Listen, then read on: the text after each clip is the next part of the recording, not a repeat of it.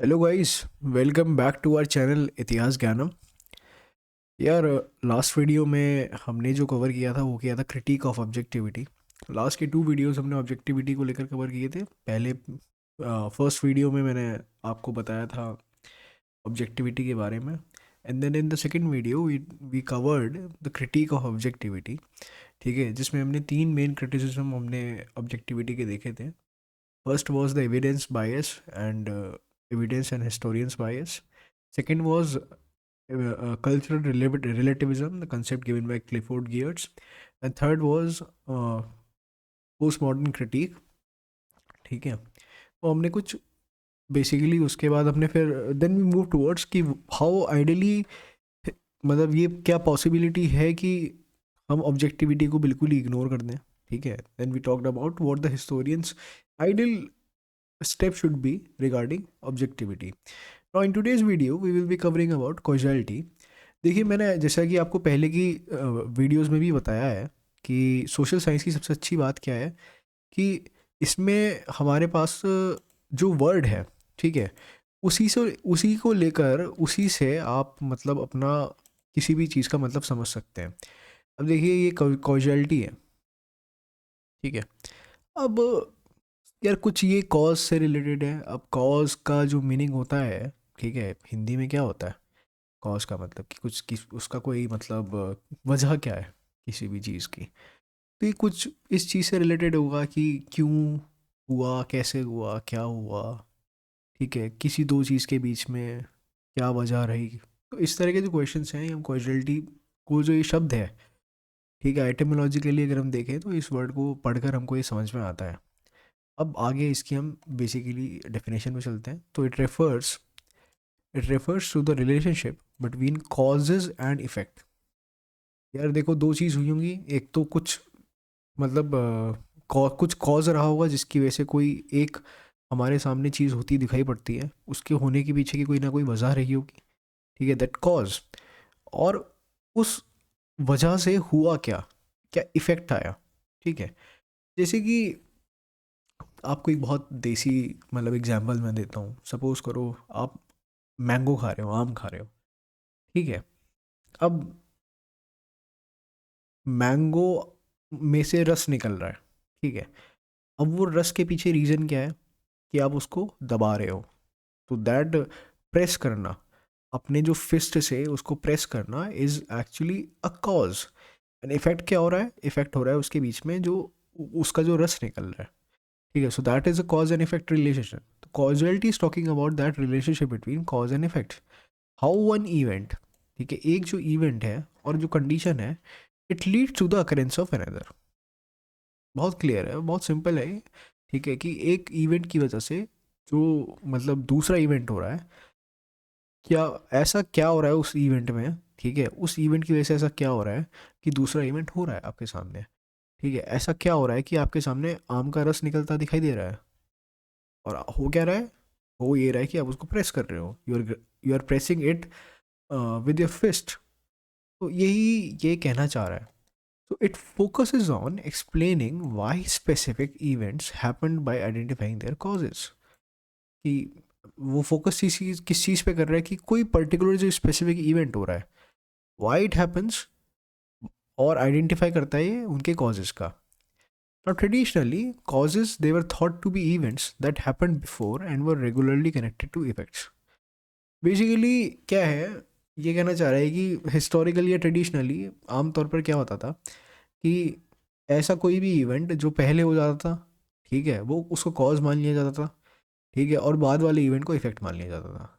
But John Stuart Mill, ठीक है, John Stuart Mill, J.S. Mill, he refined this idea and he said a cause is a condition, ठीक है, और a set of condition that is both necessary.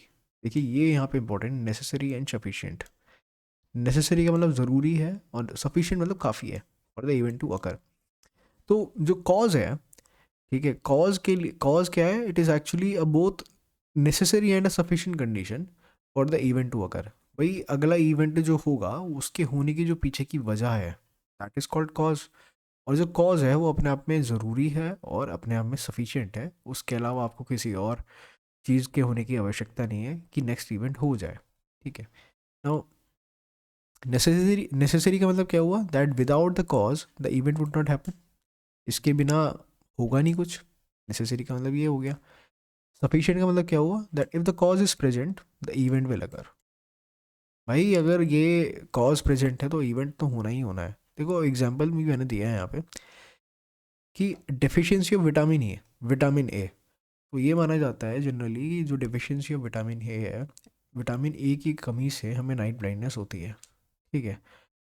अब हम ये कब कह सकते हैं, तो वी कैन से दैट कि vitamin deficiency of vitamin A is actually the cause, deficiency of vitamin A is actually the cause of night blindness अगर, if, अगर जो विटामिन ए में जिनकी कमी है, ठीक है, उनको हम सबको नाइट ब्लाइंडनेस होती है, ठीक है, और जिनके पास विटामिन ए इनफ मात्रा में मौजूद है उनको कभी नाइट ब्लाइंडनेस नहीं होती, तो ये नेसेसरी एंड सफिशिएंट तब माना जाएगा। तो बेसिकली ये कहना चाह रहा है कि जनरली ये इन्होंने बहुत हाइपोथेटिकल एग्जांपल लिया है कि हम नाइट ब्लाइंडनेस को, ठीक है, विटामिन ए की कमी उसके पीछे वजह तब मान सकते हैं, कॉज तब मान सकते हैं, नाइट ब्लाइंडनेस का जो कॉज है वो हम डेफिशिएंसी ऑफ विटामिन ए तब मान सकते हैं जब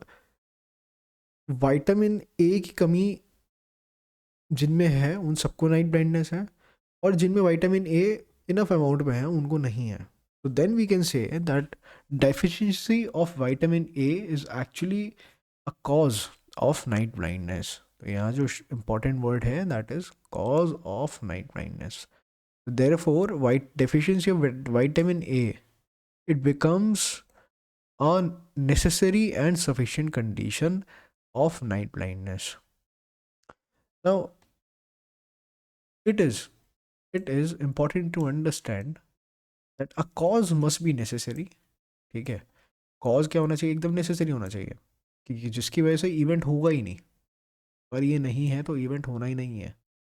भाई शादी तो तब होगी ना जब लड़का या लड़की होगा ही। अब कोई मान लो कोई लड़का है, अब लड़की तो है नहीं, तो शादी क्या होगी। तो ये कुछ कुछ इस तरह से है, इट मस्ट बी सफिशिएंट। तो अगर ये है, अगर ये लड़की है तो अगर it must be sufficient, so if it is present the event will happens. तो ये मैंने एग्जांपल लिया, ये पूरी तरह से फिट नहीं बैठता है, but I am just giving it example. अब मान लो कोई किसी इंसान को खाना पसंद है, अब अगर उसके सामने खाना है तो भाई वो पेट में उसके जाएगा ही जाएगा, ठीक है। तो ये कुछ इस तरह से ये वाली चीज़ें हैं। Now just seeing two things happen one after another does not prove causation. अब इसका ये बहुत इंपॉर्टेंट लाइन है। जनरली क्या है, सपोज करो ये आप थोड़ा सा क्राइम या फिर फोरेंसिक मीनिंग, फोरेंसिक सेंस में भी इसको ले सकते हो, बट वहाँ से लिंक करने की सब मतलब ज़रूरत नहीं है, but we can understand take an example from it और जस्ट अंडरस्टैंडेबल पर्पसेस। सपोज करो आपको सीसीटीवी कैमरा में, ठीक है, एक एक सीसीटीवी कैमरा में ये दिखाई दिया कि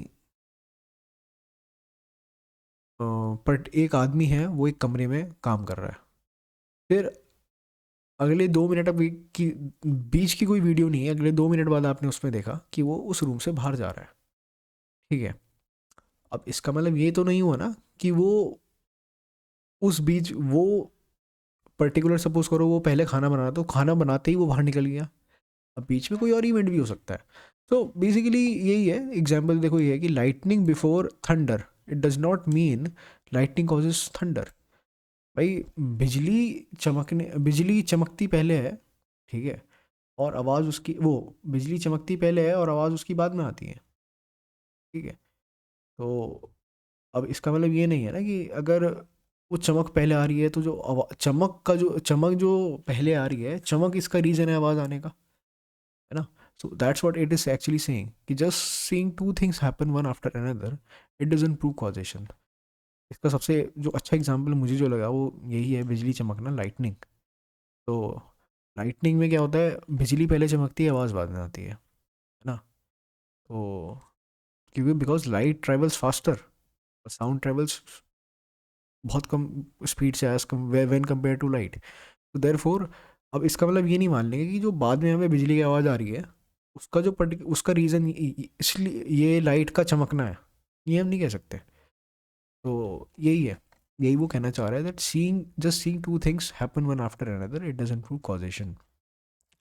now simply listing events in order does not explain why something happen. ये कुछ कुछ पहले वाले की तरह ही बात कर रहा है कि अगर हम किसी चीज़ को ऑर्डर में रखेंगे, इवेंट्स को हम ऑर्डर में रख देंगे, इसका मतलब ये नहीं हमें समझ में आएगा कि हमें इनके इन इवेंट्स के अकरेंस का जो रियल रीज़न है वो हमें नहीं समझ में आएगा। Why? Because just seeing two things happen one after another it doesn't prove causation कि उनके बीच में कोई रियलिटी है भी या नहीं है। Now to explain an event well, we need to show that a particular conditions presence led to the event and its absence would have prevented it. Again वही नेसेसरी और सफिशिएंट वाली बात है कि हमें कोई भी इवेंट को एक्सप्लेन करने के लिए हमें ये दिखाना पड़ेगा कि इसके होने की वज, पीछे कोई ना कोई एक वजह है और उस वजह के होने से ये पर्टिकुलर इवेंट हुआ है। ठीक है, इट वाज, और अगर वो वजह नहीं होती तो आज जो हमारे सामने इवेंट हो रहा है वो नहीं होता। So you need to first show it that that event or that one particular condition it was necessary and sufficient. Now understanding causation it requires more than one sequencing. It needs identifying conditions essential for the event. Important है। तो यहाँ तक हमने ये चीज़ समझी। अब आगे देखते हैं, कॉजेशन जो है वो नेचुरल साइंसेस में भी होती है, ठीक है, और कॉजेशन जो है वो हमारा सोशल साइंसेस में भी होती है। तो इन कॉजेशन जो है वो नेचुरल साइंसेस में क्या है, तो रिसर्च उसमें क्या करते हैं, रिसर्चर्स क्या करते हैं, वो एक कंट्रोल्ड एक्सपेरिमेंट्स करते हैं, ठीक है, by changing one condition at a time while keeping others constant. अब आप जब आप ग्रेजुएशन में जाएंगे या फिर आपने 11th 12th में साइंस करी होगी मान लो, तो वो क्या करते हैं, वो लेबोरेटरीज़ में आपको एक्सपेरिमेंट करने के लिए लेके जाते हैं। नाउ देयर वो क्या करते हैं, बाकी सारी कंडीशन तो आपकी जैसे प्रेशर टेम्परेचर वॉल्यूम है, ठीक है, वो तो आपको कांस्टेंट मान ली जाती है कि अच्छा ये सेम रहेगी। बाकी वो एक चीज़ को वेरी वेरी करते हैं, और मतलब वो particular experiment to experiment vary करता रहता है, ठीक है, कहीं पे कोई चीज़ कांस्टेंट रखते हैं, कहीं पे कुछ चीज़ कांस्टेंट रखते हैं, और एक वेरिएबल को हम लोग वेरी कर देखते रहते हैं और जिससे हम एक कंक्लूजन या फिर रिजल्ट पे पहुंचते हैं, ठीक है। सो दिस, उससे क्या होता है, this allows them to see if the changes directly causes an effect और not. If removing a condition, अगर हम इस चीज़ को कंडीशन को रिमूव कर दें या फिर उस इवेंट को स्टॉप कर दें, या जो वेरिएबल हम लोग उसको हम वेरिएशन ला रहे हैं उसको हम स्टॉप कर दें, condition is considered as the cause of. अगर हम उसमें उसको बंद करते हैं या फिर उसको हम कम ज़्यादा करते हैं, अगर उससे कुछ आगे की जो इवेंट है उसमें कुछ फ़र्क आ रहा है, तो then it is considered as the cause of event E. Now, this rigorous experimental control helps identify necessary and sufficient causes. हम क्या करते हैं, इसमें ये कर रहे हैं, बट नेचुरल साइंसेज में कॉजेशन को एक्सप्लेन करने के लिए नेचुरल साइंसेज में we do not have this facility of conducting any controlled experiments in some centred laboratories. क्योंकि क्या है कि भाई सोशल साइंसेज में तो एक इवेंट हो चुका है, मान लो कोई राइट हो चुके हैं, कोई वायलेंस हो चुका है पहले, और वायलेंस को तो हम दोबारा क्रिएट कर नहीं सकते to understand how to understand that causation कि ये क्यों हुआ था, कैसे हुआ था। तो हमारे सामने ये क्या लिमिटेशन है, हमारे सामने ये लिमिटेशन है सोशल साइंसेज में, कॉजेशन को इस्टेब्लिश करने के लिए हम ऑलरेडी जो हमने इवेंट हो चुका है हमें उस पर ही निर्भर रहना है, we can not recreate that event again. तो controlled experiments they are often impossible और अनएथिकल, वो तो हो नहीं सकते, like recreating communal violence. Instead social scientist use methods such as JS Mill's method of agreement and method of difference. अब method of agreement and method of difference में क्या है, we in method of agreement a historian identifies conditions that are always present when the event occurs, and in method of difference a historian identify conditions that differ between when an event occur and when it doesn't. तो ये JS मिल ने ये काफ़ी अच्छा एक social causation को अगर हमें सोशल साइंसिस्ट पे इस्टेब्लिश करना है तो ये दो मेथड दिए हैं, method of agreement and method of difference. Agreement में क्या करना है कि हमें ऐसी कंडीशन को देखना है जो हमेशा प्रेजेंट रहती हैं जब कोई इवेंट होता है, ठीक है। जैसे फॉर एग्जांपल मैं आपको बताता हूँ, कंडीशन क्या है कि अभी ऐसे इलेक्शन आ रहे हैं, इलेक्शन आने में कंडीशन ऐसी होगी कि सारी चीज़ें आपको थोड़ी थोड़ी सस्ती होती दिखाई पड़ जाएंगी, तो महंगाई थोड़ी गिर जाएगी, है ना। मेथड ऑफ डिफरेंस क्या है? Identifying conditions that differ between when an event occurs and when it doesn't. Again, identifying condition that differ between when an event occur and when it doesn't, तो ये मेथड ऑफ डिफरेंस है। मैंने आपको ये चुनाव वाला जो एग्जांपल लिया इलेक्शंस वाला, जैसे इलेक्शंस क्लोज आते हैं आप देखना कि such there will be such conditions कि महंगाई अपने आप थोड़ी कम हो जाएगी। And method of difference, identifying conditions that differ between when an event occurs and when it doesn't. Now by comparing positive and negative cases, social scientists try to pinpoint causes. For example, if factionalism exists only in regions where a political party loses election, ठीक है, it may be considered a cause provided other relevant factors are similar, ठीक है। अब ये क्या कहना चाह रहे हैं? Factionalism exist only in regions. Factionalism होता है दो ग्रुप्स के बीच में जो डिवाइडेशन होता है, उसको हम फैक्शनलिज्म बोलते हैं। अब that can be communal also, that can exist at various levels. Factionalism एक मतलब कम्युनल लेवल पे भी हो सकता है, और with in one particular religion भी हो सकता है। Factionalism on the basis of economic differences भी हो सकता है। तो if factionalism exists only in regions where a political party loses elections, तो हम ये बोल सकते हैं कि जो पॉलिटिकल पार्टी को जो लूज़ करने का जो एक ये कॉज है फैक्शनलिज्म के एग्जिस्ट करने का। तो that is how in social sciences. तो मेन डिफरेंस क्या रहा? नेचुरल साइंसेज में we can create artificial environment, or we have this facility of having of conducting some controlled laboratory experiments to establish a causal relation between an event and between events or a group of events. While in social sciences we do not have this facility of conducting a controlled experiment, we only create a causation between event and an effect through what we call the method of through the methods of agreement and through the method of differences, which was given by John Stuart Mill. Through the method of agreement, we identify conditions that are always present when an event occurs, and through method of difference, a historian identifies conditions that differ between when an event occurs and when it doesn't. And through this, we try to come out with some causal relationship between the events. Now, so that is how that's the difference between the causation in natural and social sciences.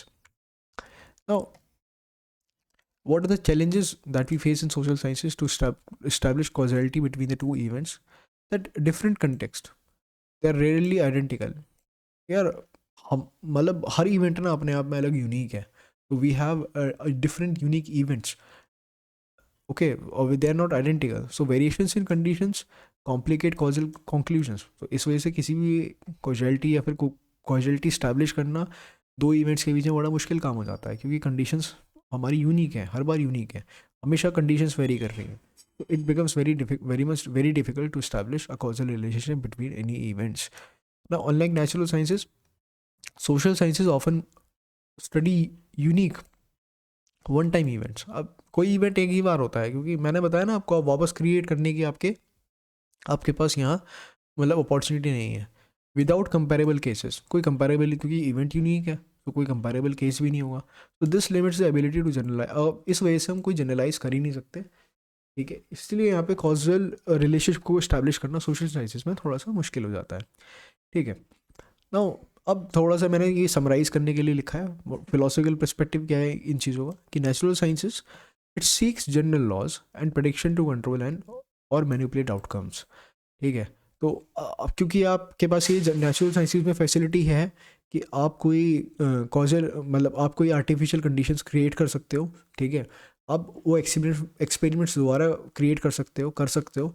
तो they actually seek to establish a general law और prediction वो कर सकते हैं कि यार, क्योंकि वो एक्सपेरिमेंट कर रहे हैं तो प्रेडिक्शन कर सकते हैं कि क्या हुआ होगा आगे. तो natural sciences they seek general laws and prediction to control. What history aims, social sciences में क्या करते हैं, it aims to understand the meaning of events. वो इवेंट्स को समझने का मीनिंग उनका समझने की कोशिश करते हैं हम इन देयर यूनिक कंटेक्स्ट भी है, रादर देन प्रेडिक्ट और कंट्रोल. यहाँ पे प्रेडिक्शन का कोई सीन नहीं है, हम कंट्रोल नहीं कर सकते इवेंट, बस हम उन इवेंट को हम समझने की कोशिश करते हैं, ठीक है. उनका जो यूनिक कंटेक्स्ट है उनको समझने की कोशिश करते हैं, और हम ये सोचते हैं कि क्यों हुआ. We can not predict in history, nothing can be predict in history. So historians, they have redefined causality to focus on causes that made a crucial difference in a given situation, emphasizing explanation over prediction. So what historians emphasize, he emphasizes over explanation. ठीक है, prediction को हम avoid करते हैं, हम predict history में नहीं कर सकते because every event is unique in itself. So when the event is unique, it will have unique conditions, it will have variable conditions, and when we deal with variable conditions, it is very difficult to predict. We can only explain, and through explanation we come out with some causes behind that particular event. So we don't predict. So historians don't predict, they emphasize explanation over prediction. So natural sciences में controlled experiment होता है to find necessary and sufficient causes. Social sciences में comparative methods होते हैं and context sensitive explanation होती है to identify causes. बहुत आसान है ये, आपको अच्छे से समझ में आ गया होगा. नाउ थोड़ा सा हम यहाँ पे ये समझने की कोशिश करेंगे what is the difference between explanation and prediction. दोनों में क्या क्या क्या मतलब होता है, क्योंकि नेचुरल साइंसेज में we can come we are natural sciences में we are talking about prediction and in history we are talking about explanation. तो एक्सप्लेनेशन और प्रेडिक्शन में थोड़ा डिफरेंस देखते हैं. Explanation it seeks to answer why a specific event happened. Why, कि कोई event क्यों हुआ, भाई ये लड़ाई क्यों मची, मतलब ये explanation. by identifying the conditions that caused in its unique context. तो हम क्या करते हैं, हम कोई पर्टिकुलर इवेंट होता है उसके पीछे की जो वजह है थ्रू एक्सप्लेनेशन हिस्टोरियन वो जानने की कोशिश करता है. ठीक है, वो व्हाट एंड टू उस वो रीज़न जानने की कोशिश कैसे करता है, he tries to identify the conditions that caused, जो उसका यूनिक कंटेक्स्ट है. ठीक है, वो जो कंडीशंस उस समय जनरेट हुई उन कंडीशंस को आइडेंटिफाई करने की कोशिश करता है, उनको अंडरस्टैंड करता है, and then he tries to come out with some causal relation through explanation. It provides a full understanding of the event based on evidence but does not aim to predict future occurrences. हम तो ये नहीं कह सकते कि भाई वो क्या करेगा, वो इवेंट को पूरा समझेगा, जो उसके सामने एविडेंस मौजूद है उसके हिसाब से वो पूरे इवेंट को समझेगा, but he doesn't aim to predict future occurrences. हम ये नहीं कह सकते कि ये पूरा हो जाएगा. Now while prediction, the aim is to forecast what will happen in the future, relying on the assumption that patterns and laws observed in the past or present will continue. It depends on regularly and occurrence of event. जैसे मैंने आपको बताया, ठीक है, कि social वो natural sciences में क्या प्रेडिक्ट करने की कोशिश होती है. ठीक है, प्रेडिक्ट करने की कोशिश क्या होती है, जैसे कि सपोज करो हमें आज ये पता है कि जब भी बे ऑफ बंगाल में लो प्रेशर एरिया जनरेट होता है, ठीक है, तो मानसून का जो अगर हम ट्रैवल देखें, सो मानसून क्या करता है, मानसून हमारे नीचे डाउन साउथ केरला कोस्ट से होता हुआ देन बे ऑफ बंगाल की तरफ जाता है, मूवमेंट होता है वहाँ पे, बिकॉज बे ऑफ बंगाल में एक low pressure area already generated होता है. जब ये वहाँ पे आता है and then strikes the coast of Bengal coast, फिर वहाँ से उसकी टू हमें ब्रांचेस बाइफरकेट होती हुई दिखाई पड़ती हैं.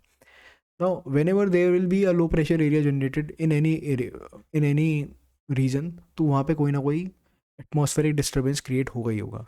तो अब ये हमने कैसे देखा है, ठीक है, ये ज्योग्राफी में हम लोग पढ़ते हैं, तो हमें ये कैसे पता लगा है, ये बिकॉज साइंटिस्ट ने, नेचुरल साइंसेज ने, ठीक है, उसमें ये एक जनरल पैटर्न उन्होंने निकालने की कोशिश, देख लिया, उसको स्टडी किया, एविडेंसेस, उन्होंने एक लेबोरेटरी एक्सपेरिमेंट्स के थ्रू उन्होंने ऐसी कस्टम्स कंडीशन जनरेट करी, उन्होंने यहाँ पे इनके डाटास को स्टडी किया, अपने अपने अलग अलग मेट्रोलॉजिकल डिपार्टमेंट ने सेंसर्स लगाए and then they studied the data that they received.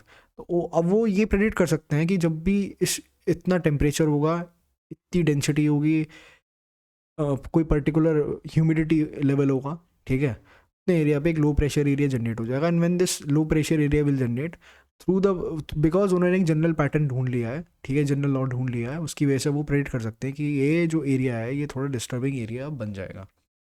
But in history we can not do that. ठीक है, now in history explanation is prioritized because many events they are unique and influenced by complex context specific factors, making prediction unreliable or impossible. Now, historical causation is seen as conditions necessary under the circumstance for the event, not as universal necessary and sufficient causes that guarantee predictions. So thus explanation involves singular, ये यहाँ पे word important है, singular causal assertions. Describing that made the crucial difference while prediction involve generalising laws. तो explanation क्या है कि एक particular event के लिए हमारे पास एक ही कोई एक सिंगल कॉजल कॉज रिलेशन होता है, ठीक है। तो एक्सप्लेनेशन के थ्रू हम उस but one unique singular causal assertion की तरफ हम उसको एक्सप्लेन करने की कोशिश करते हैं। While in prediction we actually talk about we about the generalizing laws that we had actually come across while going through the data that we have collected. So historical causation is expressed through explanation, not through predictions. ये एक important एकदम crux है, इसको आप note down कर लीजिएगा, ठीक है। Historical causation is express through explanation, not through predictions, and that's what, you know, that's what differentiate historical causation from the causation in natural sciences. Because in natural sciences, causation causation can also help the scientist to predict, but in historical causation we can only offer explanation, we cannot predict anything. Now what are the we will be talking now in this slide, we will be talking about the different perspectives on causation, किन किन historians ने क्या क्या उनके मतलब perspectives थे। तो मैंने एक समरी टेबल एक बना रखा है, and then in the next slide we'll be discussing four main historians: E.H. Carr, Collingwood, Marc Bloch and Stern Fritz.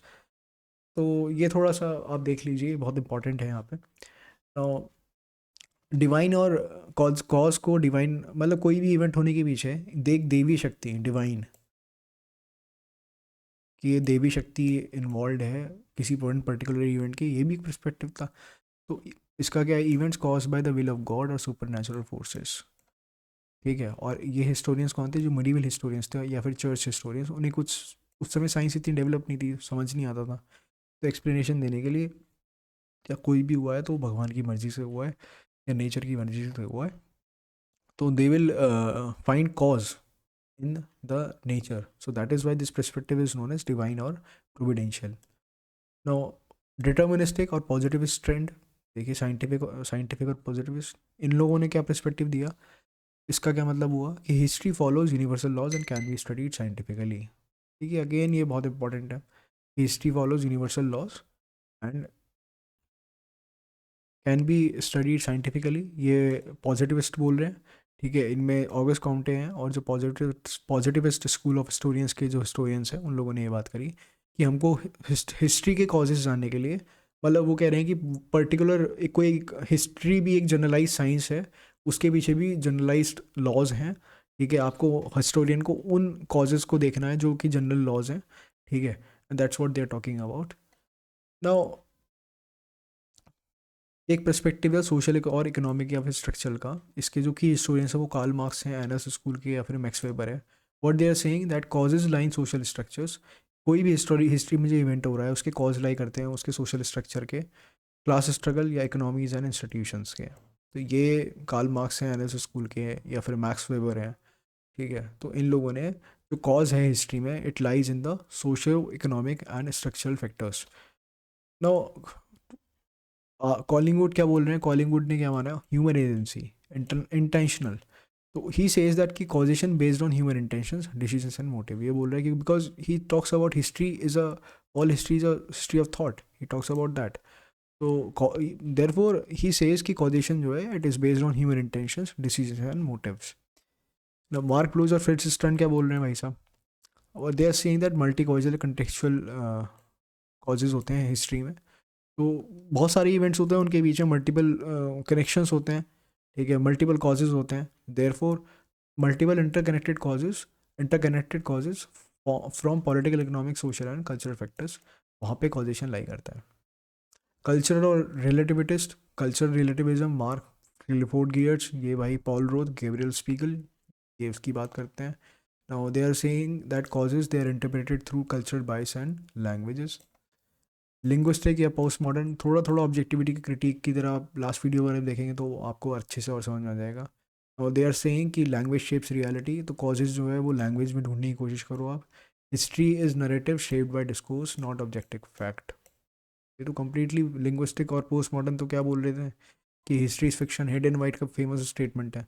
तो इसमें कौन है, सेसूरो एंड लॉर्ड सॉसर और Roland Barthes and Jacques Derrida. Jacques Derrida father of deconstructivism. तो हमको ये सब चीज़ें मैं रिवाइज करने के लिए बहुत ज़रूरी है ये। Now, regularity and counterfactual or functional. So, causation understood as regular patterns, hypothetical alternatives, and system functions. So, ये कौन कह रहा है, ये कौन है, डेविड ह्यूम और नॉर्मन वेलकम। और ये कार कह रहे हैं, चांस और कंटिजेंसी की बात कर रहे हैं। ही सेज दैट कि हिस्ट्री में एक्सीडेंट्स होते हैं, कॉजेज में भी, कॉजेज जो एक्सीडेंट्स हैं they are unpredictable and freedom as causal factors. कोई भी जो कॉज है वो कभी भी कुछ भी हो सकता है। तो ये बहुत इंपॉर्टेंट आपका ये है, जब भी आप राइटिंग स्किल्स की अगर बात करें, हमें 300 वर्ड्स में, 250 वर्ड्स में या 200 वर्ड्स में अगर हमको कोई भी आंसर लिखना है, जो कि अब आने वाले सारे रिक्रूटमेंट एग्जाम्स में हो ही रहा है। HPSC में, HPSC असिस्टेंट प्रोफेसर में ऑलरेडी हो ही गया है। UPPSC GDC है जो भी आने वाला है, government degree college assistant professor, इसमें भी हो गया है। यूपी हायर एजुकेशन में भी होना है। तो डिस्क्रिप्टिव में आपको you have to talk about different perspectives given by different historians, तभी आपकी उसमें conceptual clarity नज़र आती है, and that is what actually fetches you more marks than other candidates, and that because उसमें conceptual clarity कोई भी प्रोफेसर जो भी कॉपी चेक कर रहा होगा उसको तुरंत पता लग जाएगी कि he knows that concept revolving around that particular keyword very well. Now, अब इसका जो हम ये मेनली मैंने आपको बताया जैसे अभी कि 4 हिस्टोरियंस हैं, उनके बारे में थोड़ा सा देखते हैं डिटेल में। अब EH कार का अप्रोच है कॉजेशन के लिए, तो ही focuses on interaction between cause and effect, emphasizing the importance of interpretation and hierarchy of causes। ठीक है, ही talks about hierarchy of causes. और ये कह रहे हैं रैंडमनेस है, कॉजेशन क्या कह रहा है, ये हायरार्किकल है, emphasising cause and effect relationships. Random भी हमने जैसे पीछे देखो, रैंडम चांस और कंटिजेंसी की यहाँ पे बात कर रहे थे हम। Unpredictable causes are unpredictable. Main focus क्या है, हायरार्किकल कॉजेज हैं, causation as a chain of effects है। की आइडियाज़ क्या है कि causes are causes only if they are parts of a structured hierarchy. Causation explain events. Limitation क्या है, over emphasis on hierarchical cause effect relation can over simplify complex causality. ठीक है, तो ऐसा ज़रूरी नहीं है कि एक के बाद hierarchy of cause and effect होगा, कि एक के बाद एक चीज़ होंगी। अगर इस पर ओवर इन्फेसिस कर देंगे तो कॉजैलिटी को कम्प्लीटली नहीं समझ सकते, तो ये इसका ही लिमिटेशन है। अब कॉलिंगवुड क्या कह रहे हैं, कॉलिंगवुड से इसकी ह्यूमन मोटिव की बात कर रहे हैं, ह्यूमन थॉट की। सो emphasizes motives and reasons of agents relating causation to human decision making and rationality। Human thought की बात कर रहे हैं कि इंसान ही है हर चीज़ के पीछे जिम्मेदार, किसी भी हिस्टोरिकल इवेंट के। तो कॉजेशन इंटरनल रीजंस और मोटिव होता है rational choices of agents. Main focus क्या है, reasons and motives behind human actions. So causes are reasons, की आइडियाज़ क्या, causes are reasons that human agents perceive and act upon, causation link to intentions of humans. So what does he, limitation क्या है, assumes rationality may overlook unintended consequences। तो ऐसा ज़रूरी नहीं है कि हर चीज़ इंसान के वजह से हो रही है। ठीक है, बहुत सारे अदर फैक्टर्स भी होते हैं जो कि हमारे कंट्रोल में नहीं होते। तो इफ़ कॉलिंगवुड के हिसाब से अगर हम केवल ह्यूमन इंटेंशंस की तरफ ही फोकस करेंगे, तो हम वो जो अदर आउटसाइड हमारे अनकंट्रोलेबल चीज़ें हैं उनको ओवरलुक कर देंगे, जिसकी वजह से हम कॉजलिटी को सही से एक्सप्लेन नहीं कर पाएंगे। अब मार्क ब्लोच क्या कह रहे हैं, Marc Bloch says that he highlights multi causality, complex causes and importance of social and cultural factors. इनके हिसाब से causation is a multiple overlapping cause overdetermined events. Main focus क्या है, complex interaction and multiple causes. की ideas क्या है, causes are many and layered, no single cause explains everything. Causes बहुत सारे हैं, तो इनका मेन लिमिटेशन क्या है, complex causes makes strict causal attribution. ठीक है, strict causal attribution difficult.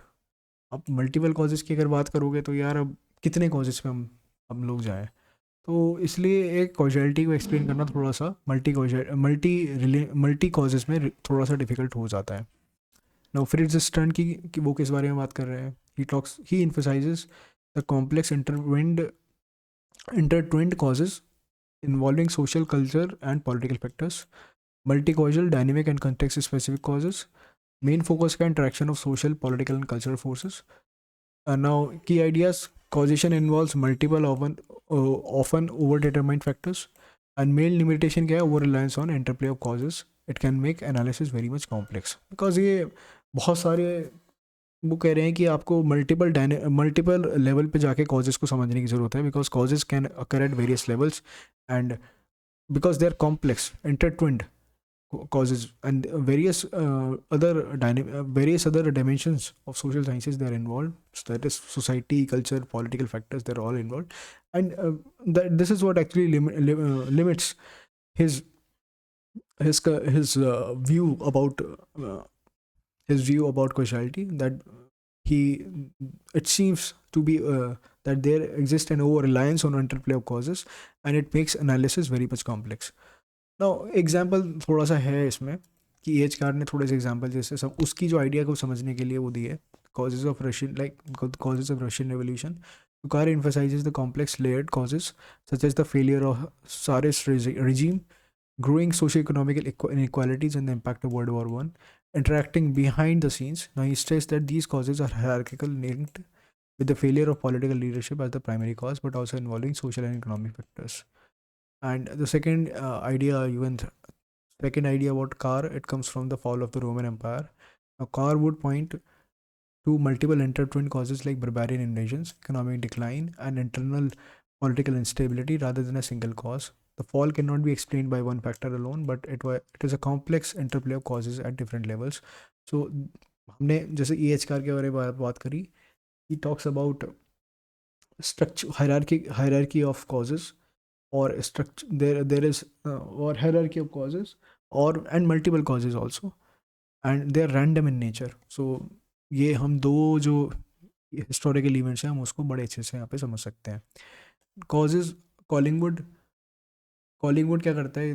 he talks about the causes of English Civil War. Now, Collingwood will analyze the motives and reason behind the actions of key actors like the Parliament and the King Charles.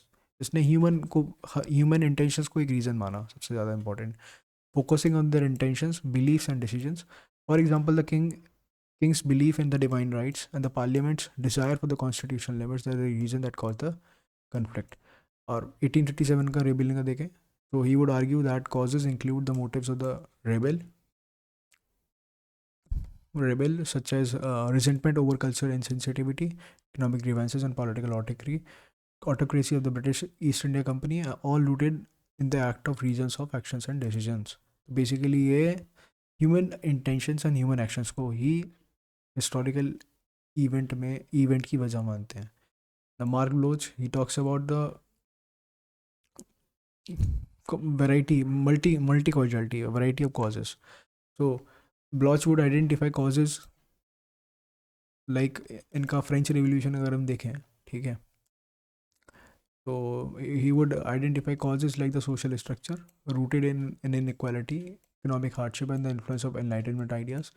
He emphasizes the interaction of multiple social causes and habits such as the peasant unrest and bourgeois demands contributing to the uprising and the rise of fascism in Italy. So Bloch would see causes as social habits, traditions, and structural causes such as the post-WW World War I economic instability, so involving complex causal layers rather than a single cause.